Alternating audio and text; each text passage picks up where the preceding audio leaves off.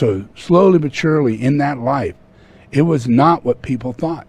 That life had Judas, it had Mary Magdalena, it had 12 disciples that could not hold anything toward their faith in Jesus. They couldn't do it. Read the Bible. It'll say that all the way through. Even to the last day that Jesus was, the day before he was going to go on the cross, just a few days before that, he asked his disciples, who do you think I am? Who am I to you? Yeah? And only one or two of them could refer to the reality of being the Christ. Yeah? The rest of them just said, oh, you're a master. You're maybe the Messiah. But at that time, there were so many messiahs. There were everywhere. There was messiahs. So knowing who I was impossible due to the people and relationships that were surrounding me. Yeah. So that's what got me on the cross. Judas sold me out. Yeah.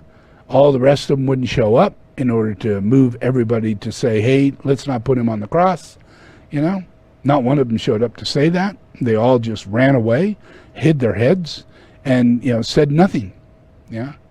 So those are relationships of what goes on in the reality of a tuku.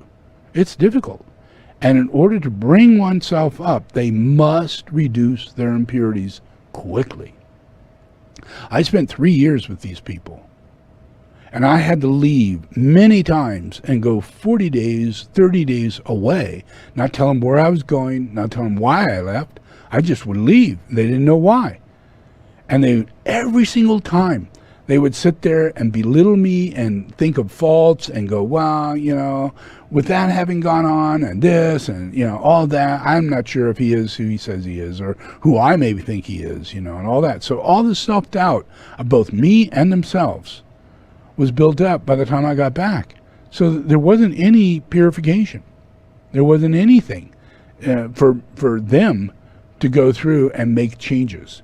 So the outcome of what took place with Jesus Christ is mainly due to the reality of the impurities of the location.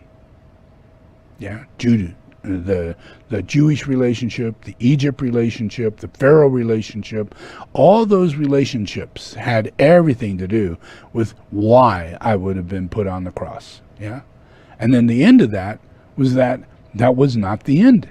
Yeah, and that's what I was explaining to them throughout the whole time. Yeah, I'm going to go through all this. I will suffer, and you will see me heal people, resurrect the dead, and all of that, because this is what I can do. This is who I am. Yeah, so I'm going to get through all this, and I'm going to be killed, and I will come back. And that's going to be a major surprise to all of you. You're going to think this is like it. This is the revelation we're waiting for, the resurrection. Mm-hmm. But that really wasn't the point to me. The resurrection wasn't the point. The resurrection was my freedom. Yeah, it was eliminating every single relationship I had around me at that time. I was reborn.